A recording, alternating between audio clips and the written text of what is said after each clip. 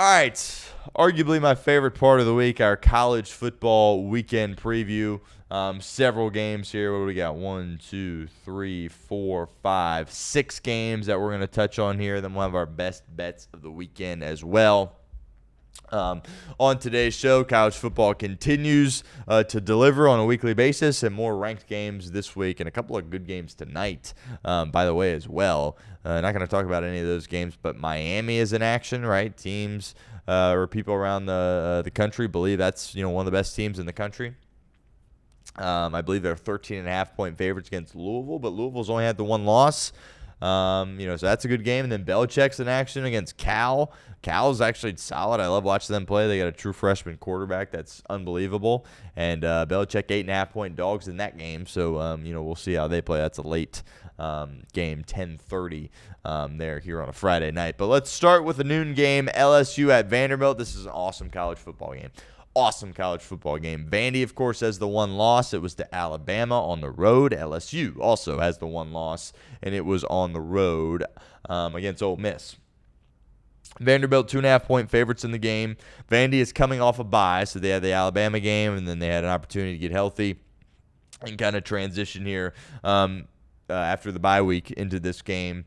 LSU, they were my pick to win the national championship before the year. Offensively, they have struggled, but that defense, Blake Baker, their new defensive coordinator, he has done a tremendous job. If you remember LSU teams of years past with Jaden Daniels and even last year with Nuss, those defenses stunk, right? And it was like, well, they're going to have to score a bunch of points this year to be good. I thought they were going to be able to do it. They're not scoring a lot of points. That defense is one of the best in the country. They have done an unbelievable job. And the question is, can Vanderbilt score? Vanderbilt moved the ball well against Alabama. They had some turnovers in the red zone that cost them. But I'm not quite sure they're going to be able to move the ball that effectively against this LSU defense. Delane, the safety, is tremendous. Whit Weeks, the linebacker, it's a good front four there as well. They're playing physical. And it's still a good team. I think maybe they're starting to turn the page a little bit offensively, and that could open up some things for them going forward. Nuss is a little bit beat up, right? He had the abdomen injury early. I think he's got an ankle now. I viewed him to be the best quarterback in college football coming into the year. He hasn't been able to live up to that. Has had some injuries and just some other issues, but I'm still holding on to some hope that at some point he's going to break out here and look like a really good quarterback. And we'll see if he's able to do it. Clark Lee, of course, has done a tremendous job as the head coach of Vandy. We talked about him being a potential James Franklin replacement at Penn State. He's been really good. And, Pavia is a gamer, right? He's an absolute gamer. The RPO stuff works. He's accurate with the football. He doesn't have the best looking throwing motion in the world, but it works, and you got to give him a lot of credit for that. And we'll see. My gut tells me that Vandy's not going to be able to score enough in this game. But then again, the LSU offense has not been good at all this year, and we'll see if they're able to respond. It's Vandy. It'll be a nice crowd there, right? Because you always talk about the SEC, like Vandy in years past, like nobody shows up to their games. You're starting to see more people show up with Pavia. It's not going to be some crazy environment that they have to play in, but that's at noon, and that just really sets the table for an unbelievable day of college football. We will revisit this game for the best bets of the weekend. Washington at Michigan also at noon. It's the big noon game on Fox. It's an unranked game, but I did want to touch on it because, there's going to be like that fourth team that makes the playoff for the Big Ten probably, right? And I think, this game really it's important to see, I think because the team that wins this game could have a path to the college football playoff as kind of that fourth team in the Big Ten. Last week, Washington looked elite on the offensive side of the football. Damon Williams. I think it's still a solid team. Ohio State made them look really, really bad, but that's what Ohio State does. They make teams look bad. And, they only scored, 6 points in the game or something absurd for Washington. But Damon Williams, Jed Fish, they've got some playmakers there. Denzel Boston is tremendous. Jonah Coleman, the running back there. So, I think they're going to find a way to score some points in this game. They are 4.5-point dogs, by the way, on the road at the Big House. And this is a big game for Michigan after they got kind of punched in the mouth and kind of beat at their own game against USC. It's a Michigan team that's predicated on doing all the little things right, being tough, tackling well, not having penalties, running the football, right? And, they struggled with that a lot this year. They gave up 6 yards per carry in the game against USC last week. That is their most since their TCU loss in the college football playoff in 2022. So Michigan, their interior, they're built upon not letting you run the football, and USC was really able to assert their dominance on Michigan, and that was kind of a surprise to see, to be honest with you. Justice Haynes, his status is up in the air. He's one of the best, if not the best, running backs in the country, so that is, massive. And, we'll see what he's able to do. But this is a massive game, massive college football game. Yeah, it's unranked versus unranked, but, there's a path to the playoff for the winner of this game, and it's a big game for Michigan at home against a solid opponent coming in. And we'll see what they're able to do in this game. Not going to pick I would say you're just going to stay away from this game. It did open at 9.5, and now it's all the way down to 4.5, so lots of money coming in on the Washington Huskies. All right, now you could make an argument. Several of these are games of the day, but Ole Miss and Georgia, tremendous, right? Ole Miss is undefeated. Georgia has the one loss to Alabama. Ole Miss is ranked 5 in the AP poll. Georgia is ranked number 9. Georgia's 7.5-point favorites at home in between the hedges in Athens. This game opened at 9.5. Ole Miss, I had them a lot lower in my rankings than the AP poll did. I barely had them inside the top 10. They beat Washington State by 3 last week. Washington State is not good. That was kind of a, trap game to a T, right, for Lane Kiffin and his team. And Lane Kiffin's teams in the past have kind of had issues, with trap games in this spot, but they were able to escape and get a victory. Chambliss, Trinidad Chambliss, he needs to play better than he did last week. He struggled against Washington State. He's got to play a lot better than that against Kirby in this defense. Georgia's had some issues starting off strong offensively, right? They only scored 20 against Auburn, but that's a good Auburn defense. They're on the road.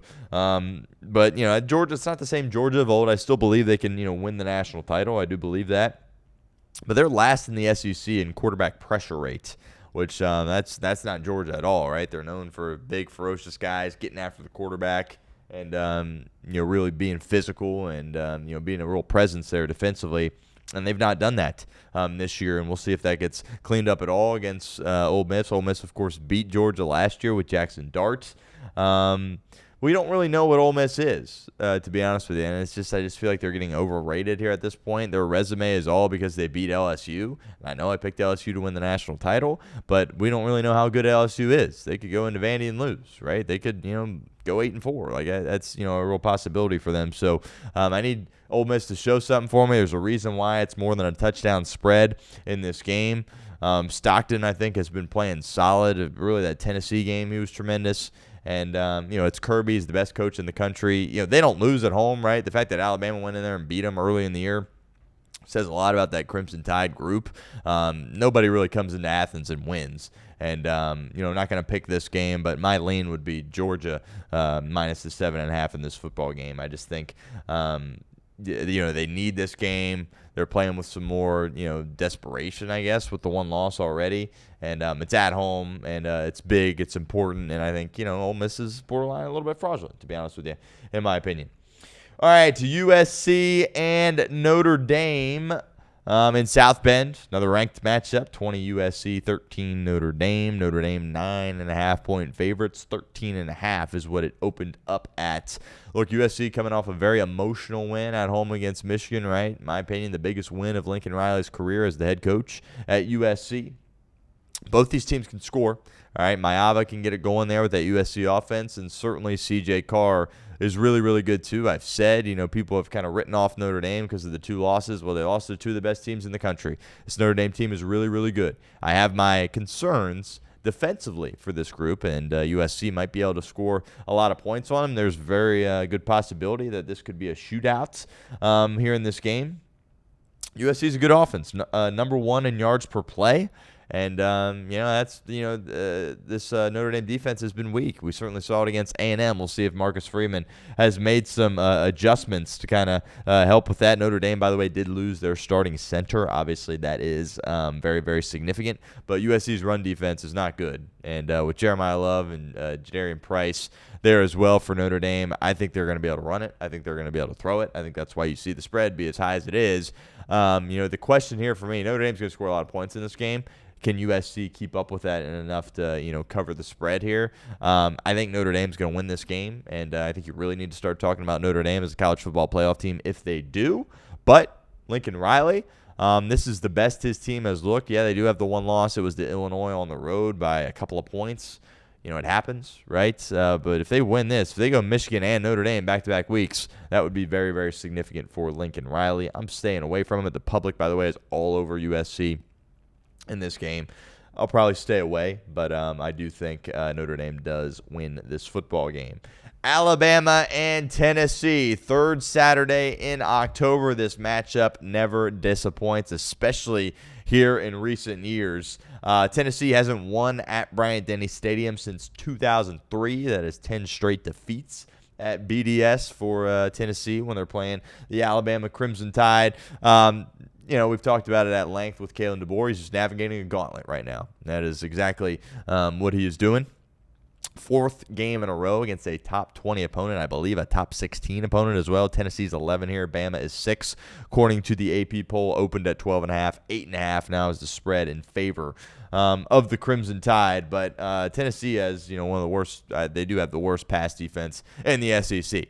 And Alabama, of course, has the best passing attack in the country. So you would think that Alabama is going to be able to score a lot of points in this game. I think it comes down to the defensive line of Tennessee. Are they going to be able to apply any pressure on Ty Simpson? It's an offensive line for Alabama that really has kind of, done some good things and has gotten better each and every week for them. And, I think there's a good chance this is a shootout, to be honest with you. We've seen shootouts in the past with these two teams. And to me, that's kind of what it feels like. Because Aguilar and those boys, they can score. And Heupel has, I'm not going to say he has Alabama's number, right? He's beat him twice. But he's got a really good feel in this game against Alabama and his play calling. He's always these past 3 years, even losing the one 2 years ago at Bryant-Denny Stadium when Nick Saban was the coach, he's got a really good feel for this matchup. And, I'm not going to sit there and say that this rivalry is completely turning in favor of Tennessee. But I think if they win this game, you have to have that discussion, right? Because DeBoer obviously lost to him last year. Again, Heupel, he's got a good feel. His play calling is really good. His team always seems like they play the best. It's like their best game of the year is when they play Alabama. And we'll see if that holds true again here. But, again, not at Neyland Stadium. It's at Bryant-Denny. And, that's a whole different thing you got to sit here and deal with. And it's a night game, too. Third Saturday in October. Like, Tennessee, Alabama, smoke them if you got them. Like, it's incredible. It's one of my favorite games of the year in college football. And super excited for that game. Stay away from the number. I think the over-under, by the way, is all the way up to 59.5. I would probably lean the over in this game. I think there's going to be a ton of points. I think it's going to be electric football. Last year, you didn't see as many points, but, Milroe, he wasn't really capable of doing that. Ty Simpson certainly is for Alabama, and, we'll see if he can go up and down the field in this game. Should be a really exciting game. I'm going to stay away from the number. 8.5 is a lot. But, Bama, they're beat up, man. They really are. Jam Miller, we'll see if he's able to play, by the way. He's in concussion protocol. No Jam Miller, that's huge because Alabama couldn't run the ball a lick without him before the Georgia game.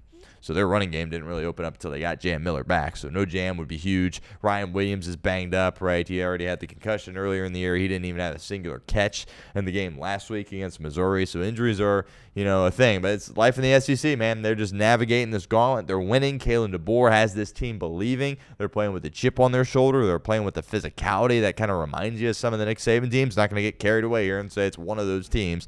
It ain't. But they're, playing with a lot of physicality, and they have a quarterback that's playing better than anybody in the country. And that, when you have that masks some holes. We talk about it here in Cincinnati with Joe Burrow all the time, right? Well, Ty Simpson's doing a lot of that. Because it's not like what Saban's doing at Ohio State where they're not really asking him to do a lot. They're asking Ty Simpson to do everything, and he's doing everything.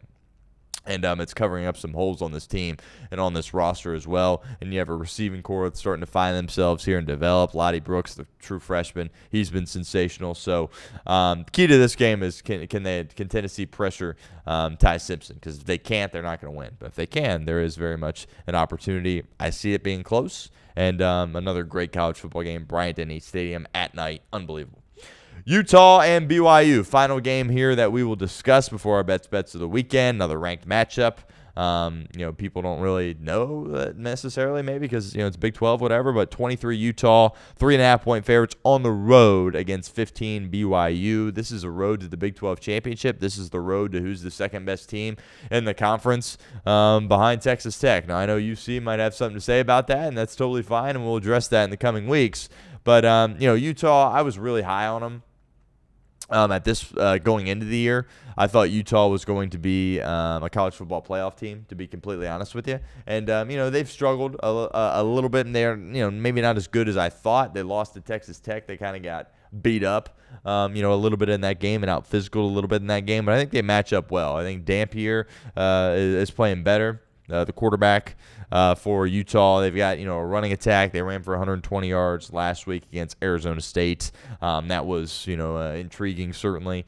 And, BYU, they're a little bit limited as far as what they can do offensively. Bear Bachmeier, true freshman quarterback, he's done a nice job, but they're relying on the spectacular, right? They've got these come from behind victories where they come back late. I don't know how sustainable that is, to be completely honest with you. I think Utah goes on the road and covers in this game, but it is not one of the best bets of the weekend. UC, of course, has to play both of these teams there as well, and they'll have a close eye on this game. It should be a really, really good college football game. By the way, this is a heated rivalry between BYU and Utah, and that should really be awesome to play out. But another incredible week in college football. It'll deliver as it always does, and certainly looking forward to talking about it next week.